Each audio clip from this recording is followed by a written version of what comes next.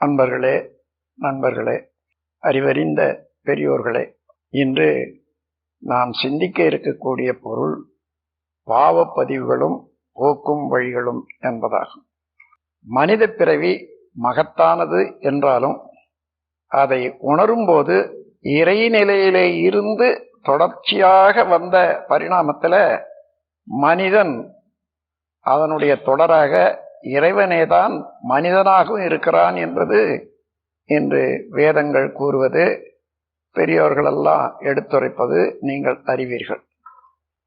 இருந்தாலும் அந்த மனிதன் ஏன் பாவம் செய்கிறான் என்ற ஒரு சந்தேகம் பலருக்கு உண்டு. இரண்டாவது, அந்த பாவம்னா என்ன, பாவம்னா என்ன என்றது இந்த இரண்டு சந்தேகங்களையும் போக்கி இந்த பாவப்பதிவுகளிலிருந்து ஒவ்வொருவரும் விடுவித்து கொண்டு தூய்மை அடைவதற்கு வழிகள், பயிற்சி முறைகள் இவையை பற்றியெல்லாம் சிந்திக்க இருக்கிறோம். இது எவ்வளோ அவசியம் என்பதை கவனிச்சு பாருங்க. அத்தகைய முக்கியமான ஒரு பயிற்சியை இங்க மனவளக்கலையில நாம் சொல்லிக் கொடுத்துட்டு இருக்கோம். இது எல்லாருக்கும் வந்து சேரணும் என்றதுதான் இந்த சங்கத்தினுடைய நோக்கம். நண்பர்களே, பாவம்னா ஏதோ என்று ஒரு தூக்கு தொகையா நினைக்க வேண்டாம். எந்த செயல் செய்தாலும் அந்த செயலுக்கு ஒரு விளைவு உண்டு. அது இறை நீதி. அப்போ எண்ணம், சொல், செயல் இந்த மூன்றாலும் செய்யக்கூடிய செயல்களுக்கு விளைவு உண்டு, தக்க விளைவு உண்டு. அந்த விளைவு தனக்கோ பிறருக்கோ தற்காலத்திலோ பிற்காலத்திலோ உடலுக்கோ உணர்ச்சிக்கோ துன்பம் விளைவிக்குமானால் அது பாவச் செயல். தமிழ்ல பழிச்செயல்னு சொல்றோம். அப்போ இந்த அடிப்படையான ஒரு சூத்திரத்தை வைத்துக்கொண்டு எது பாவம் எது பாவம் இல்லைன்னு தெரிஞ்சு கொள்ளலாம். எந்த செயல் செய்தாலும் அதனுடைய விளைவு துன்பம் தராத இருக்கணும். அப்படி பார்த்து செய்தா அது புண்ணியம்தான். எண்ணம், சொல், செயல் இவற்றின் விளைவாய் எவர்க்கோ தனக்கோ இன்றோ பின்னோ மண்ணுடலுக்கோ மதிக்கோ மாசுறு தீமை விளைந்தால் செய்யாதொழித்து உண்மையில் இன்பம் பயப்பன செய்து உலக இயல்போடு ஒட்டி வாழ்வதே புண்ணியமாகும். மற்றான் செயல்கள் பாவமாகிடும் பகுத்துமர்வீரே என்பது ஒரு கவியில விளக்கியிருக்க. நண்பர்களே, மனிதன் இறைவனே மனிதனாக வந்திருக்கிறான் என்பது சிறிது கூட சந்தேகமே இல்லை. அது தத்துவ ஞானத்தாலும் சரி, விஞ்ஞான முறையிலும் சரி, அந்த இறைநிலையில இருந்து வந்த தொடர்தான் மனிதனாகவும் இருக்கிறான். இருந்தாலும் அவ்வளவு தூய்மையான இறைநிலையில இருந்து வந்த மனிதன் பாவம் செய்யக்கூடிய அளவுக்கு ஏன் வந்திருக்கிறான், எப்படி மாறி இருக்கிறான் என்றதை மாத்திரம் பார்த்து கொள்வோம். இப்போ கடல்ல இருந்து நீர் ஆவியாகி மழையாக பொழிந்து நமக்கு கிடைக்கிறது எல்லாருக்கும் தெரியும். அந்த மழை தண்ணி இருக்குதே, தூய்மையான தண்ணி. அதுல கற்பனையா கூட களங்கத்தை ஏற்படுத்தி கொள்ள முடியாது. அவ்வளவு தூய்மையான தண்ணி கீழே விழுந்து பூமி மேல விழுந்து ஓடும்போது அந்த நிலத்தின் வளத்துக்கு ஏற்ப, நிலத்தின் தூய்மைக்கு ஏற்ப இந்த தண்ணியும் வளம் பெறுகிறது அல்லது களங்கத்தை அடைகிறது. இது எல்லாருக்கும் தெரியும். அதே போலதான் அந்த சுத்தமான தண்ணீரை நாம் குடிக்கிறோம். எல்லா ஜீவன்களும் குடிக்குது. என்ன ஆகுது? வெளியேற போது கழிவு பொருட்களாக வெளியேறி போகுது. அது மீண்டும் கடல்ல போய் சேர்ந்து ஆவியாகி வருது. இப்படியே திருப்பி திருப்பி வந்துகிட்டு இருக்கு. இப்போ களங்கமில்லாத நீர் மனித உடல்ல சேர்ற போது ஒரு கழிவு பொருளாக மாறி போகுது. பூமியில ஓடும் போது அங்க உள்ள சூழ்நிலைக்கு தகுந்தவாறு சாக்கடை என்றோம், இன்னும் வேறு பல பேரால அழைக்கிறோம். அதே போல இறைநிலையானது நேரடியாக மனிதனாக வந்துள்ளது. இறைநிலையில இருந்து தன்னை இருக்க சூழ்நிறுத்தும் ஆற்றலால அணுவாக உற்பத்தியாகி அணுக்கள் கூடி பஞ்சபூதங்களாகி பஞ்சபூத கலவினால அண்டங்கள் பலவாகி அதுல ஒன்று உலகம். இந்த உலகம் மீது தாவரம் தான் முதல்ல தோன்றியது. ஓரறிவு பொருள், ஓரறிவு உயிர், தொடு உணர்வு மாத்திரம் உடையது. அதுல இருந்து புழு இரண்டாவது அறிவு தோன்றி அதன் பிறகு மூன்றாவது அறிவு, நாலாவது அறிவு, ஐந்தாவது அறிவு விலங்கினங்கள் இப்படியெல்லாம் வளர்ந்து பரிணாமத்துல கடைசியாக மனிதன் வந்திருக்கிறான். மனிதன் வந்த பிறகு கூட மனிதன் மனிதனாக வாழ்வதற்கு இன்னும் காலம் முழுமையாக மாறல. மனித வளம் கூட வரல. ஏன்னு கேட்ட மனிதன் எங்கிருந்து எப்படி வந்தான் என்றத கொஞ்சம் பாருங்க. ஓரறிவுல இருந்து ரெண்டறிவுக்கு வந்து, ரெண்டுல இருந்து ஐந்தறிவாகி, ஐந்தறிவுல இருந்து வித்தெடுத்துத்தான் மனிதன் வந்திருக்கிறான். அப்போ இந்த ரெண்டறிவு பொருள்ல இருந்து ஐயறிவு விலங்கினம் வரையில எப்படி வாழ்கின்றன என்றது ஒரு சிறிது நேரம் சிந்தித்து பாருங்க.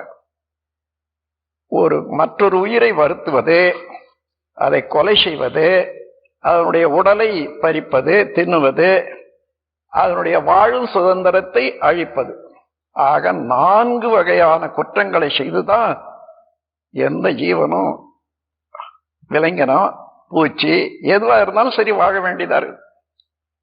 அப்போ எந்த செயல் செய்தாலும் இந்த உடல்ல உள்ள அமைப்பு கருமையத்துல அதெல்லாம் சுருங்கி பதிவாகி விடும்.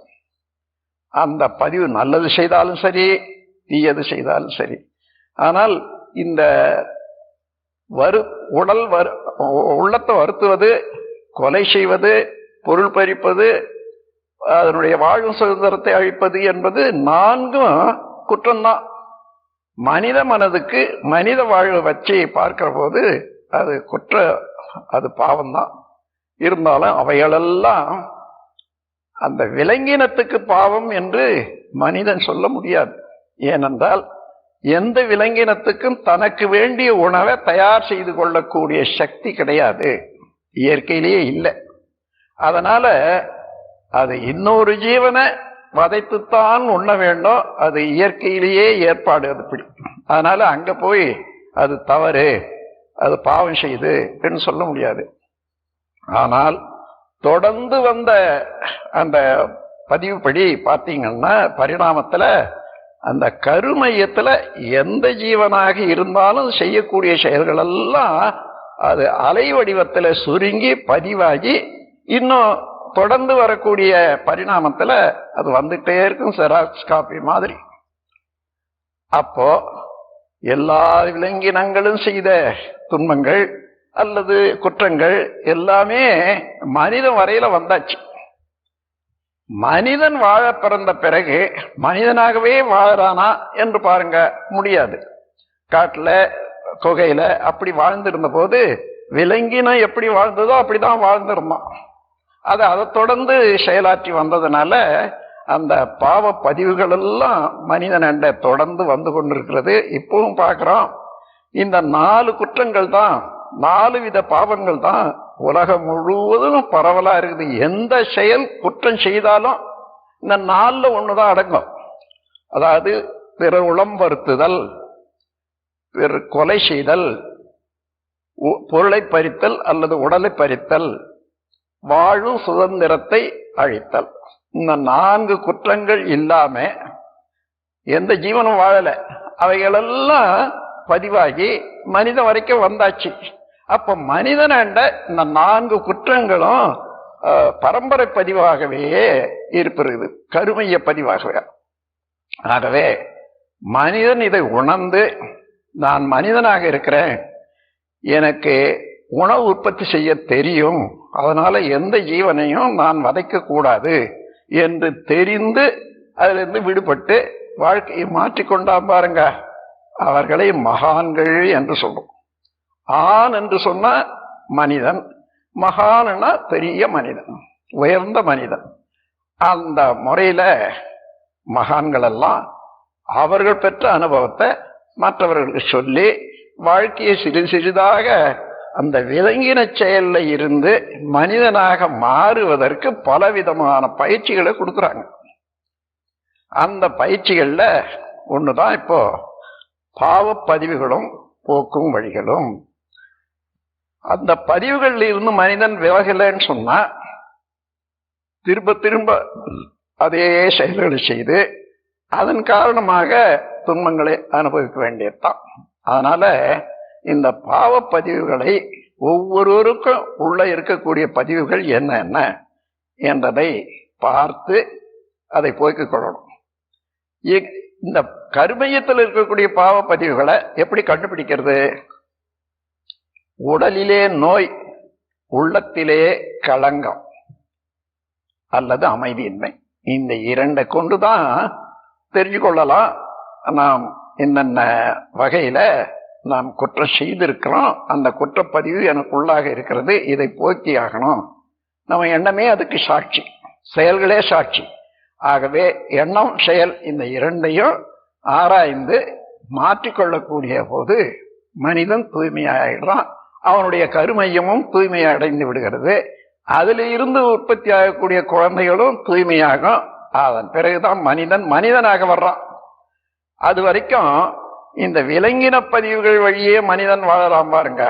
அங்க அந்த விலங்கின பதிவுகள் வழி வாழற போது விலங்கினத்தை போல ஒரு பாவச் செயல்கள் செய்துத்தான் வாழ வேண்டியதா இருக்குது. இப்ப அதனால இந்த பாவ பதிவுகளை கண்டுபிடித்து அதை போக்குவது எப்படி என்றதை நாம் சிந்திப்போம். பாவம் என்பது என்னன்னு தெரிஞ்சு போச்சு.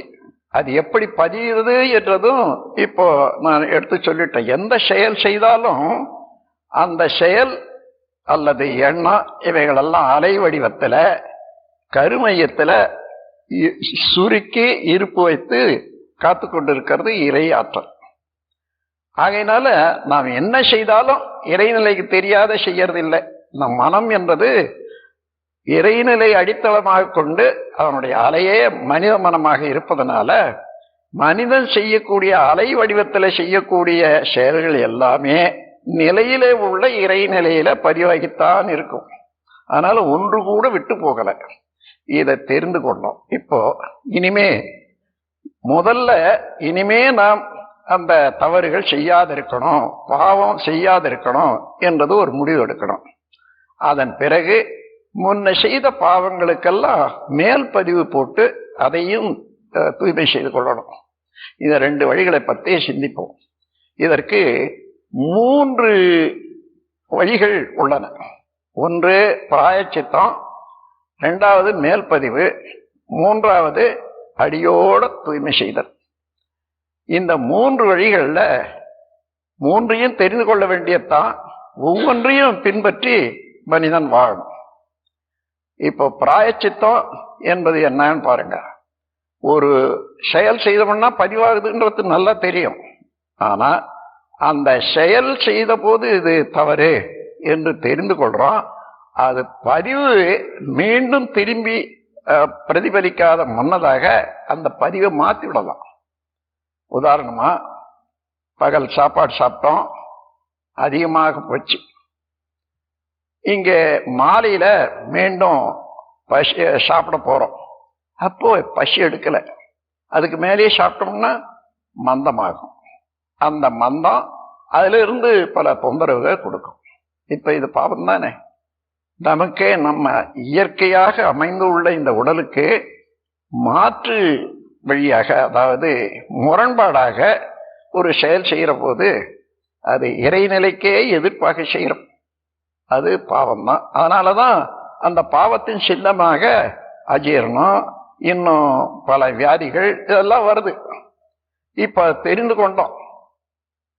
இப்ப மத்தியானம் சாப்பாடு சாப்பிட்டது அதிகம் சாப்பிட்டது தவறு. ஆகையினால அதை இப்பவே அதை நான் சரிப்படுத்திடுவேன் என்று இரவுல ஒன்று சாப்பிடாத ஒரு டம்ளர் தண்ணியை குடிச்சிட்டு சும்மா படுத்துக்கிறோம். பொழுது வெடியை பார்த்தா ரொம்ப நல்லா இருக்குது, உடம்பு எல்லாம் டைஜஷன் ஆகி நல்லா இருக்குது. இதுதான் பிராயச்சித்தம். எந்த மாதிரியான தவறு செய்தோமோ அதே மாதிரியான செயல் மூலமாகவே அந்த தவறு பதிவு ஆகாத அப்பொழுதே திருத்திக் கொள்றோம். உதாரணமா ஏதோ ஒரு குடும்பத்துல ஒரு பையன் அம்மாவை கோபத்தினால திட்டான். அம்மா வருத்தப்படுறாங்க, இவனுக்கும் வருத்தமா தான் இருக்குது. ஆனா கொஞ்ச தூரம் போய் அவன் உணர்ந்துட்டான், இந்த மாதிரி அம்மாவை நான் வருத்தப்படுத்திட்டேன், அதை தீர்த்து விடணும், அந்த வருத்தத்தை அப்படியே வச்சுக்கூடாது என்று வர்றான். அம்மா காலில் விழுந்து, அம்மா என்னை மன்னிச்சுங்க அம்மா, நான் தெரியாதனமா உங்களை மன வருத்தம் கொடுத்துட்டேன், மன்னிச்சுங்கன்னு சொல்றான். அப்ப என்ன ஆகுது? அப்போதான் அவங்களுக்கு இந்த மாதிரி என் வயிற்றுல பிறந்த பிள்ளையே என்னை இவ்வளவு திட்டானேன்னு வருந்துகிட்டு இருக்காங்க. அந்த வருத்தத்துல பதிவுகள் உண்டாகும்.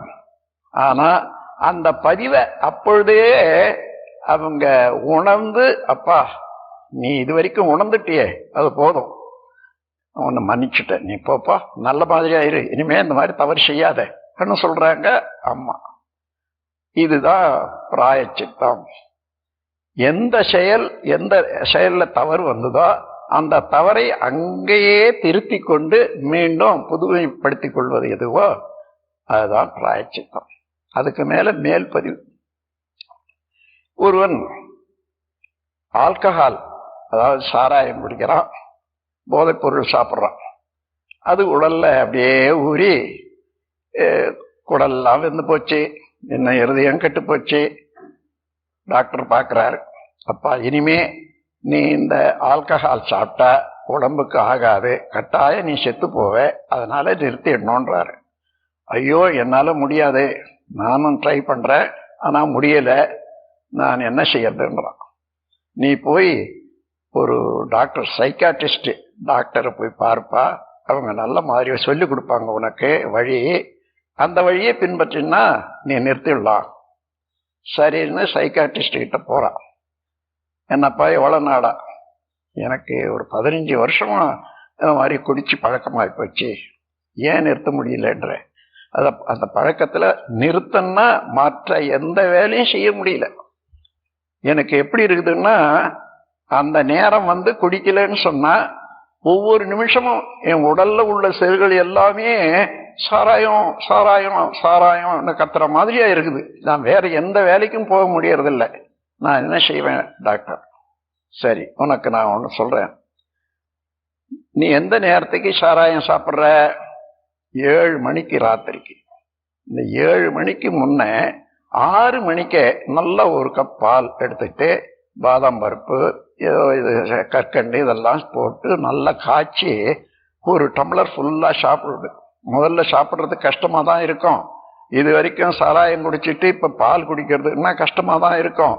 ஆனாலும் நீ பொறுத்துக்கிட்டு ஒரு வாரம், அதனால எந்த சிரமம் இருந்தாலும் சரி, சாவறதுக்கு முன்னாடி ஏற்படக்கூடிய நோய் எவ்வளவு காலத்துக்கு வருந்த வேண்டியது இருக்கும்.